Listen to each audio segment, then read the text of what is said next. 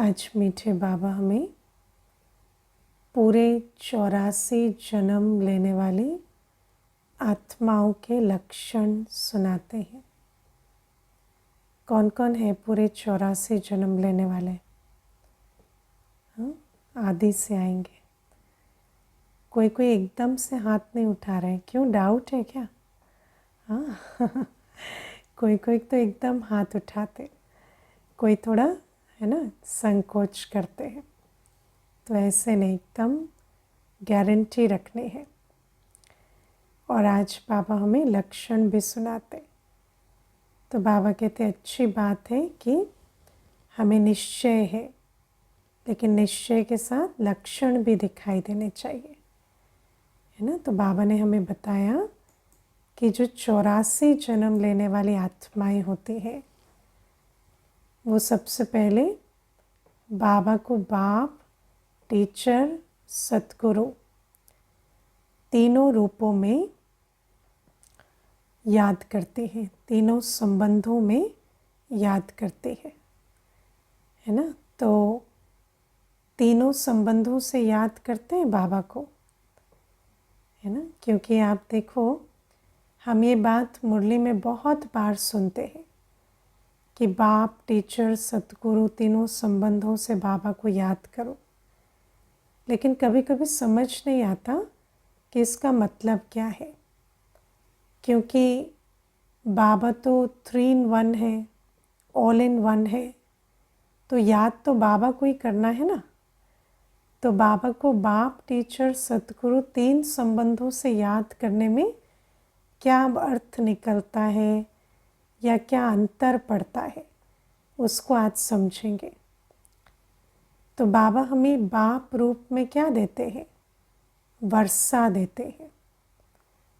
तो बाबा को बाप के रूप में याद करने वाले को बाबा के वर्षे का नशा रहता है ना। और बाबा का वर्षा माना, जैसे आज बाबा ने कहा कि बाप तुम्हारा सबसे ऊंचा श्रृंगार करते हैं। कौन सा ऊंचा श्रृंगार? पवित्रता का श्रृंगार। तो बाबा ऐसा क्यों कह रहे हैं? क्योंकि बाबा गुणों का, शक्तियों का सागर है। तो बाप के रूप में जब हम बाबा को याद करते हैं, तो बाप के गुण 100 बच्चे के गुण। तो सबसे पहले बाप का वर्षा। बाबा कल हमें सतयुग की राजाई का वर्षा देंगे, वो तो कल की बात है। लेकिन आज का वर्षा क्या है? आज का वर्षा है प्योरिटी का वर्षा, शांति का वर्षा, शक्ति का वर्षा, स्नेह का वर्षा, सुख का वर्षा। तो जब हम बाबा को बाप रूप में याद करते हैं, तो मुझे याद रहता है कि मैं आत्मा कौन हूँ? मैं पवित्रता के सागर की संतान हूँ, मैं स्नेह के सागर की संतान हूँ, मैं सुख के सागर की संतान हूँ, मैं सर्वशक्तिवान की संतान हूँ। तो इसका मतलब क्या है कि सारे गुण और शक्तियाँ मुझे वर्षे के रूप में मिले हुए हैं। मुझे इन गुण शक्तियों को मांगने की ज़रूरत नहीं है, ये मेरा जन्म सिद्ध अधिकार है ना। मुझे इन गुण शक्तियों के लिए कोई कारण नहीं चाहिए, कोई परिस्थिति नहीं चाहिए, मुझे किसी से ये मांगने की आवश्यकता नहीं। दुनिया में तो मनुष्य जाते हैं भगवान के मंदिर में और फिर क्या कहते हैं कि हमें शांति दो, सुख दो, शक्ति दो, तो वो मांगते हैं। लेकिन बाबा कहते हैं तुम बच्चे भिखारी नहीं हो, तुम अधिकारी हो।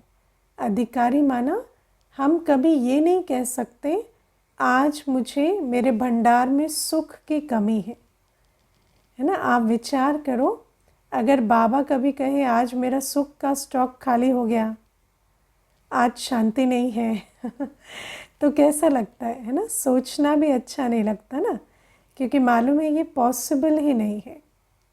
ऐसे ही बाप का बच्चा, सागर का बच्चा कभी ये संकल्प में भी नहीं ला सकता कि आज मुझे अपवित्रता की लहर आ रही है या अशांति हो रही है या कोई दुख की लहर आ रही है, क्योंकि हम कौन हैं? हम तो सुख के सागर के बच्चे हैं, शांति के सागर के बच्चे हैं, हम प्योरिटी के सागर के बच्चे हैं। तो बाबा हमें कहते हैं ये सर्व गुण सर्व शक्तियाँ तुम्हें वर्षे के रूप में मिली हुई है। लेकिन आप देखो दुनिया में अगर कोई सबसे धनवान व्यक्ति का बच्चा हो, राजा का बच्चा हो, लेकिन फिर भी उसको बुद्धि में बैठ जाए कि मैं गरीब हूँ, है ना, तो क्या होगा? दुखी होता रहेगा ना। मैं आपको इसमें एक बात बताती हूँ, पहले भी मैंने सुनाई है। एक माता ज्ञान में चलती, तो उनकी बेटी जो है उसको भी ज्ञान मिला। तो जब ज्ञान कोर्स कर रही थी तो बेटी मुझे कहती कि मुझे बहुत एंग्जाइटी रहती है। तो जो माता पिता है ना वो बहुत पैसे वाले हैं, जो दुनिया के हिसाब से जिनको हम नामी ग्रामी पैसे वाले कहते हैं, ऐसे हैं। तो मैंने उसको कहा कि आपको किस बात की एंग्जाइटी रहती है? तो कहते मुझे फाइनेंशियल सिक्योरिटी की एंग्जाइटी रहती है। तो मैंने कहा फाइनेंशियल सिक्योरिटी की आपको क्यों एंग्जाइटी रहती है? आपके तो माता के पिता के पास इतना धन है, तो आपके तो वर्षे में ही आपको इतना धन मिलेगा, तो आपको उसकी एंग्जाइटी क्यों रहती है? तो कहती हाँ ये बात मुझे वैसे मालूम है कि मेरे माता पिता धनवान हैं और मुझे पैसा भी अच्छा मिलेगा, ये बात मैं टेक्निकली जानती हूँ। लेकिन क्या हुआ ना, जब से मैं छोटी थी तो हमेशा माता पिता एक बात कहते थे, हमारे भरोसे मत रहना, अपनी कमाई करना, अपने पाँव पर खड़ा होना, ये मत सोचना माँ बाप ने जो कमाया वो तुम्हारा है। तो कहती कि ऐसा बुद्धि में मेरे बैठ गया है कि अभी मुझे पता है कि मुझे कोई इनसिक्योरिटी नहीं है। अभी आप मुझे जो बातें बता रहे हैं ऐसा नहीं कि मुझे नहीं पता, क्योंकि मैं जितने भी फ्रेंड्स को बताती हूँ वो भी यही कहते हैं तुम्हारे माता पिता के पास इतना पैसा है, तुम्हें फाइनेंशियल इनसिक्योरिटी क्यों? लेकिन मेरी बुद्धि में ऐसा बैठ गया है कि मेरा भविष्य का पता नहीं क्या होगा, कि वो सोच नहीं निकल रही है ना। तो आप देखो कि धनवान होना एक अलग बात है, लेकिन उस धन की स्मृति में रहना, उसके नशे में रहना एक अलग बात है। तो बाबा हमें कहते हैं हम बच्चे भी 63 जन्म कैसे रहे, ऑर्फन रहे ना। 63 जन्म तो माता पिता नहीं थे, तो हमें हर प्रकार की जैसे इनसिक्योरिटी रही है ना। मेरे पास शांति नहीं, सुख नहीं, प्योरिटी नहीं, शक्ति नहीं। हमेशा शक्ति दो, शांति दो, सुख दो, प्यार दो, जो मिला उसको झोली फैला फैला कर मांगा। तो अब हम 63 जन्म ऐसे रहे हैं, तो हमारा संस्कार क्या है? हमारा संस्कार है मेरे पास कुछ नहीं है ना। और मेरी रियलिटी क्या है आज? मेरी रियलिटी है कि मैं ईश्वरीय संतान हूँ, मैं सर्व खजानों की मालिक हूँ, लेकिन मेरा संस्कार और मेरी रियलिटी मैच नहीं करते। तो इसीलिए बाबा हमें कहते हैं कि बाप रूप में याद करना पड़ता है। शिव बाबा को बार बार इमर्ज करो कि शिव बाबा जो सागर है मैं उसकी संतान हूँ, और उस नशे को बार बार बढ़ाओ। जब बार बार, क्योंकि याद करते करते क्या हो जाते? स्मृति स्वरूप। तो जो बात मालूम है, जो बात ज्ञान में है पर स्मृति में नहीं है, वो जितना याद करेंगे ना वो स्मृति में आ जाएगी। और जब कोई बात स्मृति में आती है तभी उसकी समर्थी हमें अनुभव होती है। तो बाबा इसीलिए हमें कहते हैं कि हम बच्चों को इतना ऊंचा बाप मिला है, लेकिन मुझे बाप को, बाप के वर्षे को याद करना पड़े बार बार कि मैं किसकी संतान हूँ, मैं किस वर्षे की अधिकारी हूँ। और जब बार बार याद करें ना, तो वो नशा इमर्ज हो। और विचार करो, जिसको ये नशा इमर्ज हो जाए कि मैं तो स्वयं पवित्रता के सागर की संतान हूँ, मैं तो स्वयं शांति सागर की संतान हूँ, उसके अंदर का हाल कैसा होगा, है ना। वो आत्मा तो जैसे अंदर भरपूर होकर दाता स्वरूप में स्थित हो जाएगी।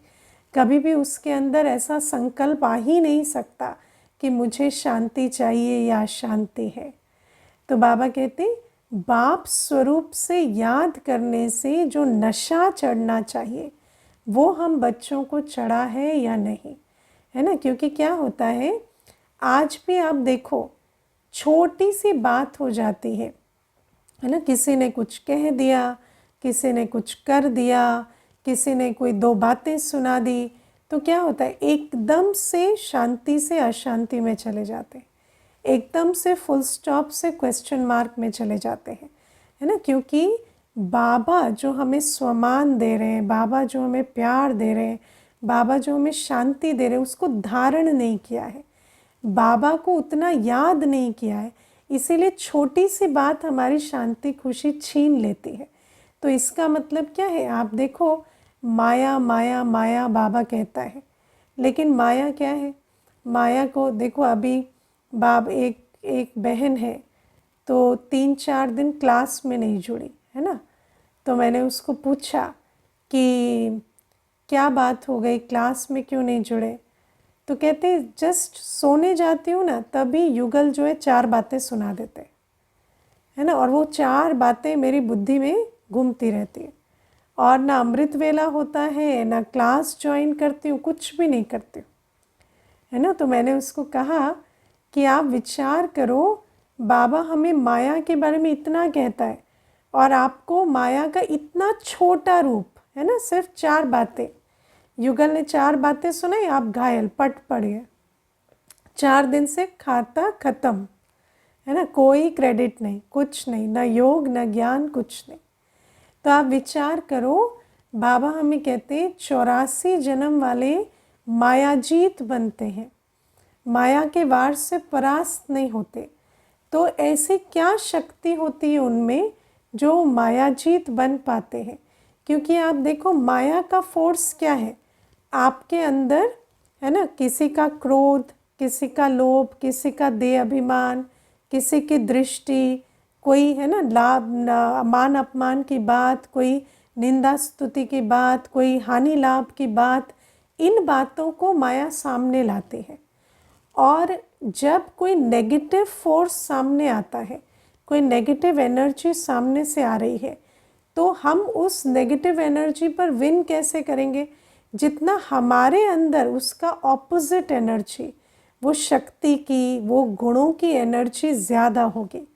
और वो कब होगी, जब हमें उस नशा, वो नशा होगा कि मैं कौन हूँ, मैं तो शांति सागर की संतान हूँ, मैं तो स्वमान दाता की संतान हूँ, मैं तो पवित्रता के सागर की संतान हूँ, मैं सुख के सागर की संतान हूँ। तो कोई कुछ भी कहे, है ना, भले ही आपको उसकी बात रॉन्ग लगी, आपके अंदर भी चला, अच्छा ये बात ठीक नहीं है, यह अयथार्थ है, लेकिन वो बात आपकी खुशी नहीं छीन सकती, वो बात आपका उमंग ढीला नहीं कर सकती, वो बात आपको सेल्फ डाउट में नहीं ला सकती।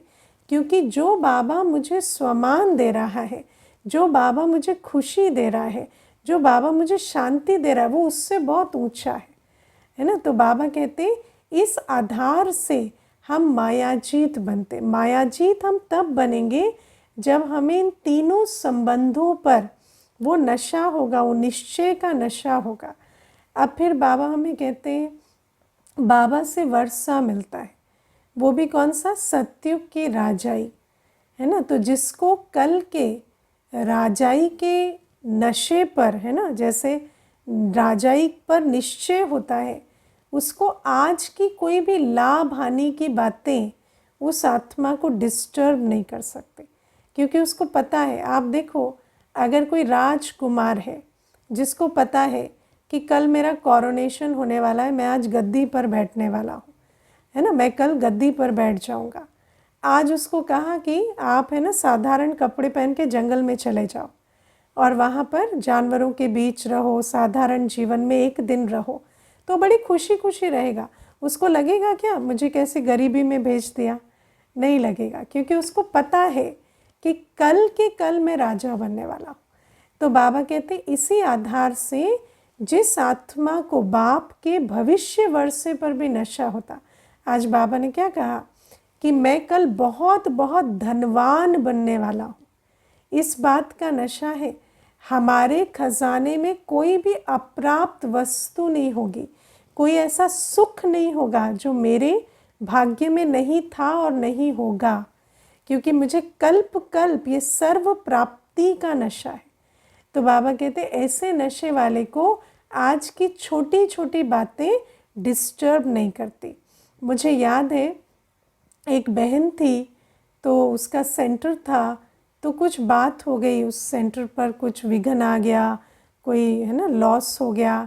तो वो जो बहन थी उसके पास कुछ भी नहीं था फिर, है ना। तो उसने क्या किया, एक स्लम में एक झोपड़ी डाली, है ना, और बहुत नशे से उस झोपड़ी में क्लास कराती, कोर्स कराती। और उसको एक दिन जब मुझे मालूम पड़ा तो मैंने उससे बात की, तो मैंने उसको कहा कि आपको क्या अंदर से ऐसे आता है कि ये क्या हो गया या कैसे या क्या, क्योंकि प्रश्न आते हैं। तो मुझे कहती कोई बात नहीं, सारी दुनिया में तो झोपड़ी ही है आज राजाई तो किसी की है नहीं ना, और जब राजाई होगी तो मेरी ही होगी। तो मुझे इतना नशा है कि मुझे 4 दिन झोपड़ी बनने में रहने में कोई दुख नहीं है। और आपको पता है 5 वर्ष में उसका बहुत बड़ा सेंटर खड़ा हो गया था। 5 वर्ष बहन ने बहुत मेहनत की, बाबा की याद में तपस्या की, और बहुत बड़ा अच्छा सेंटर खड़ा हो गया था।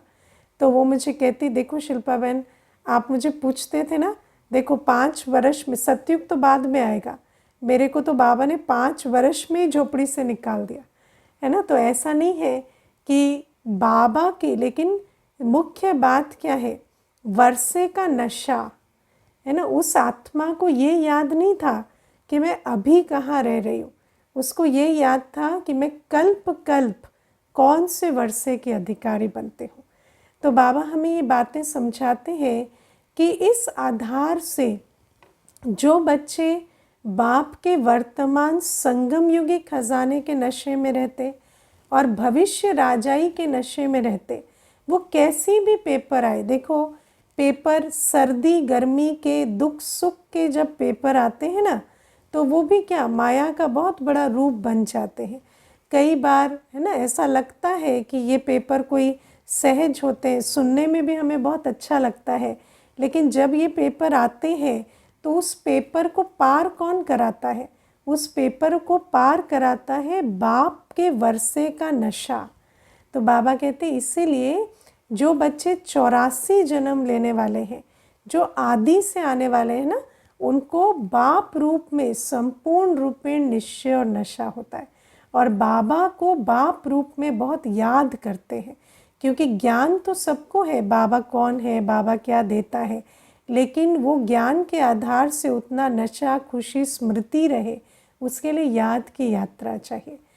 फिर बाबा ने आज हमें ये भी समझाया कि जब हम शिव बाबा को बाप रूप में सदा याद रखते हैं तो हमारा आपस में क्या संबंध है? भाई भाई का संबंध है ना। हमें हमेशा भाई भाई की स्मृति रहती है, और ये भी संगम युग में पेपरों को पार करने की, माया के विघ्नों को पार करने की बहुत बड़ी एक जैसे चाबी है। क्योंकि जब हम किसी भी आत्मा को अंडर एस्टिमेट करते हैं या ओवर एस्टिमेट करते हैं, है ना, जब हम अंडर एस्टिमेट करते हैं तो हमारे अंदर नेगेटिव इमोशंस आते हैं, और जब हम किसी को ओवर एस्टिमेट करते हैं तो हमें एक्सपेक्टेशन होती है, हमें उनके किसी बोल से हर्ट होता है, उनके किसी कर्म से हमें डिसअपॉइंटेड फील होता है। आप ये बात समझे, जैसे मान लीजिए कि कोई आत्मा है ना, वो आई और आपके सम्मुख बैठे हैं, लेकिन मान लो कि आपके हिसाब से वो जो कर्म कर रहे हैं वो राइट नहीं है। अब आप देखो, कर्म तो वो कर ही रहे हैं और जो भी उनकी डेस्टिनी है या जो उनकी जर्नी है वो तो जी ही रहे हैं, लेकिन आप अंदर जो है बार बार संकल्पों में रिएक्शन देते जाएंगे, बार बार आपके अंदर जजमेंट आएगा, कोई घृणा भाव आएगा, कोई ऐसे भाव आएंगे। तो ये क्यों आता है? क्योंकि हम आत्मा भाई भाई समझकर नहीं चलते।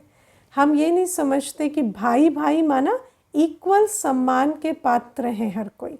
तो जब हम बाबा पर निश्चय रखते हैं तो भाई भाई की दृष्टि से हम जो किसी आत्मा को अंडर एस्टिमेट करते हैं, तो जो हमारे अंदर उल्टे भाव आते हैं या कई बार हम उल्टे कर्म भी कर देते हैं, है ना। देखो, मुझे एक माता कहती थी कि एक माता ज्ञान में चलती थी, ठीक है। तो वो जो माता थी ज्ञान में तो चलती, लेकिन बहुत विकारी दृष्टि वृत्ति रहती, है ना। तो कहती उसके, हम ये भी देखते वो मुरली क्लास जाती, फिर ये भी देखते उल्टे सीधे मैसेज भेजना, ऐसे, है ना, इससे बात उससे बात, व्यर्थ विस्तार संबंध संपर्क बहुत रहता। तो कहती कि जब वो माता अपने बेटे को मेरे पास लेकर आई और बोली कि इसको कोर्स करना है ना, और वो जो माता थी वो भी कोर्स करा देती थी, तो उसने कहा कि बेटे को कोर्स करना है। तो कहती कि मैंने ना उस माता के बेटे को कोर्स नहीं कराया। मुझे कहती कि मुझे ना ऐसे एक भाव आया कि ये ऐसी है, इसका बेटा भी ऐसा ही होगा, है ना, और मुझे ऐसे इंटरेस्ट ही नहीं आया उसको कोर्स कराने में। तो फिर मैंने उसको कहा, लेकिन आप देखो, बाबा तो हमें कहता है कि हम तो आत्माएं हैं ना, उसका बच्चा मतलब क्या, वो तो एक सेपरेट आत्मा है। और आपने देखो एक अपॉर्चुनिटी सेवा की, उसको क्या ठुकरा दिया ना, क्योंकि आपके अंदर जजमेंट आ गया।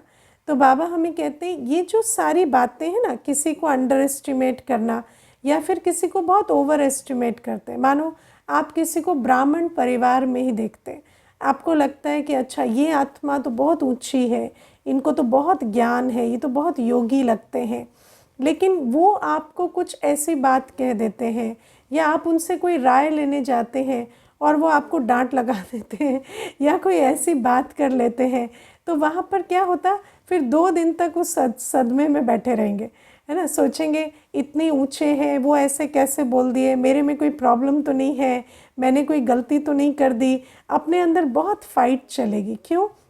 क्योंकि हम भूल जाते हैं कि बाप एक है और सब बच्चे भाई भाई हैं। और जब हम ओवर एस्टिमेट करते हैं ना किसी को, तो उस आत्मा को हम इतना ऊंचा रख देते हैं कि वहाँ से वो जो भी फेंकते हैं ना, हमें बहुत ज़ोर से लगती है। है ना, कोई भी हर्ट होना हो, डिसअपॉइंटेड होना हो, ये बहुत होता है। इसीलिए बाबा हमें कहते हैं हर एक आत्मा के साथ हमें स्नेह सम्मान से चलना है और कोई एक्सपेक्टेशन नहीं रखनी। हमें हर एक में उम्मीद रखनी है कि ये भी बाबा का बच्चा है, ये भी चाहे तो क्या से क्या बन सकता है तो भगवान का बच्चा ही ना।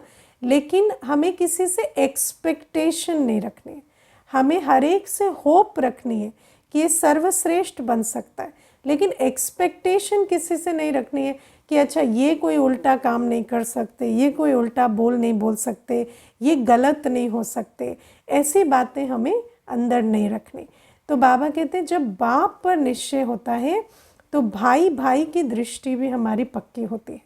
फिर बाबा हमें कहते हैं टीचर रूप में बाबा को याद करो, क्योंकि टीचर रूप में बाबा हमें पढ़ाई पढ़ाते हैं और बाबा की पढ़ाई तो, है ना, ऊंचे से ऊंची पढ़ाई है। और बाबा तो हमें आदि मध्य अंत का ज्ञान देते हैं। जब हम बाबा की पढ़ाई को बुद्धि में रिवाइज करते हैं तब तो हम स्वदर्शन चक्रधारी बनते हैं। जब तक हम श्रेष्ठ, है ना, स्वदर्शन चक्रधारी नहीं बनेंगे तब तक हमें अपनी हिस्ट्री ज्योग्राफी, देखो दुनिया में आज मैंने मुरली सुनाते वक्त भी बोला ना कि हिस्ट्री ज्योग्राफी का महत्व समझना होता है। हर आत्मा अपने आप को अपनी हिस्ट्री और अपनी ज्योग्राफी से अपना परिचय लेती है ना। आप देखो, मुझे अभी एक कोई आए थे तो मुझे कहते कि हम लोग ठाकुर है ना, हमारे यहाँ बात बात में गोलियां चल जाती है ना। तो मैंने कहा आपके पास कितनी बंदूकें हैं तो मुझे कहते कि बंदूक तो मेरे पास एक भी नहीं है। तो मैंने कहा वो कौन सी फिर गोली चलाते हो आप तो मुझे कहते कि मतलब मैं ऐसे बता रहा हूँ, मतलब हम लोग बहुत वायलेंट टाइप के होते हैं। तो मैंने कहा बंदूक तो आपके पास एक भी नहीं है और आप तब से बैठे मुझे गोलियों की बातें सुना रहे, है ना। तो क्या होता है कि ये जो आत्मा जो है, आप देखो उसकी कल्चरल हिस्ट्री, उसके देश की हिस्ट्री, उसके धर्म की हिस्ट्री, है ना, उसकी हर प्रकार की हिस्ट्री जो है वो आत्मा की बुद्धि में रहती है। कोई कहेगा हम ठाकुर हैं, कोई कहेगा हम ब्राह्मण हैं, कोई कहेगा हम राजपूत हैं, कोई कहेगा हम, है ना, हम बिजनेस वाले, हमारे खून में बिजनेस है। अब किसी के खून में बिजनेस थोड़ी होता है खून में बिजनेस होता है क्या? ये तो सारी स्मृति की बात है, क्योंकि हिस्ट्री है ना जो हमें बताया जाता है। बचपन से सुनेंगे कि आपके दादाजी ऐसे थे, आपके परदादाजी ऐसे थे, हम जिस एरिया से आते हैं वहाँ के लोग ऐसे होते हैं, तो हम उन बातों से चलते हैं, है ना। या आप देखो, मुझे याद है मैं छोटी थी ना, तो हमारे पड़ोस में एक, है ना, हम उस समय आंटी कहते थे, तो वो आंटी रहती थी। तो वो क्या करती, बर्तन को सूखे राख से मांजती थी, है ना। राख से उसको पहले साफ़ करती, पानी यूज़ नहीं करती, राख से साफ़ करती और कपड़े से पोंछती। तो मैंने एक बार उनको पूछा आप ये राख से क्यों करते हो? तो मुझे कहती हम लोग जहाँ से है ना वहाँ पानी नहीं होता था, तो हम राख से ही धोते हैं। तो मैंने कहा यहाँ तो पानी है ना यहाँ क्यों राख से धोते हो? तो कहती नहीं, अब तो आदत ही पड़ गई है, अब तो हमें राख से ही अच्छा लगता है और ऐसा लगता है कि पानी डाला तो वो गंदे हो जाते हैं तो आप विचार करो कि आप देखना, जो जिस ज्योग्राफी से होता है, मान लो कोई ऐसे एरिया से होते हैं जहाँ पर पानी की कमी होती है, तो उनका खान पान उस प्रकार का होता है, उस एरिया में जो चीज़ें उगाई जाती हैं वो उस प्रकार का भोजन खाते हैं, और फिर वो कहीं भी चले जाएंगे ना तो वो वही वाला भोजन ढूंढेंगे, है ना, वही वाली चीज़ें उनको खानी है। जो बड़े ऐसे एरिया से आते हैं जहाँ बहुत पानी ही पानी, बाढ़ ही बाढ़ आती रहती है, वहाँ क्या चावल वगैरह बहुत होता है, तो कहीं भी जाएंगे ना, राजस्थान भी चले जाएंगे, उनको चावल चाहिए, क्योंकि वो अपनी ज्योग्राफी को साथ लेकर चलते, उनके अपनी बुद्धि में वो जो हिस्ट्री ज्योग्राफी का सेंस है ना वो बैठा होता है। इसीलिए बाबा हमें कहते हैं मैं तुम्हें बेहद की हिस्ट्री ज्योग्राफी समझाता हूँ कि तुम बच्चों की बेहद की हिस्ट्री क्या है, तुमने कितने जन्म लिए, कहाँ कहाँ कौन से जन्म लिए, तुमने हर जन्म में क्या क्या कर्तव्य किए, तुम्हारा क्या पद पोजीशन था हर जन्म में, तुम्हारी क्या सभ्यता थी हर जन्म में। ये सारी बातें बाबा हमें याद दिलाते, बाबा हमारी ज्योग्राफी भी याद दिलाते। परम धाम में थे ना, ऐसे चुपचाप चमकते रहते थे, कोई हिलते डुलते नहीं थे, ठीक है ना। सूक्ष्म वतन में सिर्फ संकल्पों में सारा काम हो जाता था और फिर तुम साकार लोक में भी सोचो, कहाँ सतो प्रधान से लेकर तमो प्रधान तक की यात्रा करते हो। तो बाबा कहते जितना बाबा की पढ़ाई को बुद्धि में घुमाते हैं ना, उतना हमें वो जो सेंस ऑफ रियलिटी कि हम एक्चुअली कौन है, वो बात हमारी बुद्धि में बैठती है। क्योंकि आइडेंटिटी का हिस्ट्री ज्योग्राफी से बहुत गहरा लेना देना है, और जब तक हम बाबा की पढ़ाई से अपनी हिस्ट्री ज्योग्राफी, क्योंकि देखो दुनिया में भी मनुष्य को हिस्ट्री ज्योग्राफी पढ़ाई जाती है, चाहे इनफॉर्मली पढ़ाई जाए, घर में कोई पढ़ाता है आपको कि ये हमारी हिस्ट्री है, ये ज्योग्राफी है, या फॉर्मली आप स्कूल कॉलेज में पढ़ते हैं, लेकिन हिस्ट्री ज्योग्राफी पढ़ के ही आपको अपनी पहचान या सेंस ऑफ आइडेंटिटी मिलती है। तो बाबा भी हमें हमारी बेहद की हिस्ट्री ज्योग्राफी पढ़ाते हैं, जिससे हम आत्मा को ये सेंस मिलता है कि मैं वास्तव में कौन हूँ। तो बाबा कहते हैं जितना बाप को टीचर के रूप में याद करते हैं ना, टीचर के संबंध से, तो बाप की पढ़ाई के आधार से हमें आदि मध्य अंत के ज्ञान के आधार से मैं वास्तव में कौन हूँ उसकी रियलाइजेशन होती। और प्लस बाबा हमें ज्ञान में क्या नहीं सिखाते, कर्मों का ज्ञान, कर्म अकर्म विकर्म की गति, है ना, गुणों का ज्ञान। तो ये सारी बातें ज्ञान के आधार से हम अपने कर्मों को श्रेष्ठ करते हैं। तो एक तो बाबा की पढ़ाई हमें स्मृति स्वरूप बनाती है, फिर बाबा की पढ़ाई हमें श्रेष्ठ कर्मों की भी समझ देती है, फिर बाबा को सतगुरु के रूप में याद करना, है ना। सतगुरु के रूप में बाबा कौन है? मुक्ति, जीवन मुक्ति दाता। तो जितना हम बाबा को सतगुरु के, बाबा सतगुरु कब, गुरु को कब धारण करते हैं? 60 वर्ष की आयु में। तो हमें सतगुरु मिला है, हमें हमेशा क्या याद दिलाता है सतगुरु बाप? कि तुम्हारी वानप्रस्थ अवस्था है, तुम शरीर की आयु कुछ भी हो, तुम बच्चों की अभी कौन सी अवस्था है? तुम्हारी वानप्रस्थ अवस्था है और तुम्हें घर जाना है। जब मनुष्य गुरु करता है ना, तो गुरु से वो ये नहीं पूछता मुझे बिजनेस कैसा करना है, मुझे ये कैसे करना है। वो पूछता है मुझे अंतमते सोगति कैसे मिलेगी, मुझे मुक्ति में कैसे जाना है, मुझे वो बातें सिखाओ। तो बाबा हमें कहते हैं कि सतगुरु तुम्हें मिला है जो तुम्हें बार बार रोज़ याद दिलाते हैं कि बच्चे अब ये पुरानी दुनिया गई की गई, अब तुम्हें घर जाना है और तुम्हें नई दुनिया में आना है। और बाबा कहते हैं सारी दुनिया में जो गुरु होते हैं वो तो निवृत्ति मार्ग वाले होते हैं, वो तो खुद घर बार छोड़ कर जाते हैं। लेकिन बाबा तो, है ना, बाबा सतगुरु कौन है? बाबा तो सबसे बड़ा गृहस्थी है। और बाबा कहते हैं मैं तुम्हें प्रवृत्ति मार्ग में जाने का ज्ञान की श्रीमत देता हूँ। तो बाबा हमें ये बताते हैं सतगुरु रूप में कि कैसे हम इस जन्म में रहते बुद्धि का लंगर उठाकर सारी गृहस्थ व्यवहार के बीच रहते कैसे पवित्र बने, योगी बने और वापस जाकर पवित्र प्रवृत्ति में आने के लायक बने। बाबा हमें ये नहीं कहते कि तुम गृहस्थ व्यवहार में हो लेकिन सब कुछ छोड़ छाड़ के जंगल चले जाओ।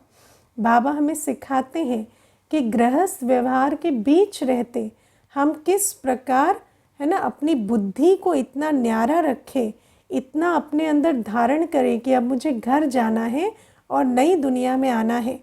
कि हम घर जाने के लिए जो संस्कार चाहिए संपूर्ण पवित्रता के, न्यारेपन के, और वापस आने के लिए जो संस्कार चाहिए वो हम गृहस्थ व्यवहार में रहते हुए धारण करें। तो जब हम बाप की वाणी सुनते हैं ना, तो हमें क्या सुनाई देता है? मेरे जैसा धनवान, भाग्यवान, संपन्न, संपूर्ण कोई नहीं। टीचर की वाणी में हमेशा शिक्षा, समझानी, सावधानी और स्मृति दिलाना कि तुम्हारी हिस्ट्री, ज्योग्राफी कौन सी है। और सतगुरु की वाणी में क्या होता है? अब घर जाना है बच्चे, यहाँ से बुद्धि का लंगर उठाओ और घर जाने के लिए, नई दुनिया के लिए तैयार हो। और जब हम इन तीनों रूप से बाबा को याद करते हैं ना, तो हमारे अंदर इतनी समर्थी होती है कि हम माया को पहचान भी पाते और अपनी शक्ति स्वरूप से माया पर विजय भी पा सकते। और ऐसे बच्चे ही पूरे 84 जन्म वाले होते हैं। अच्छा, ओम शांति।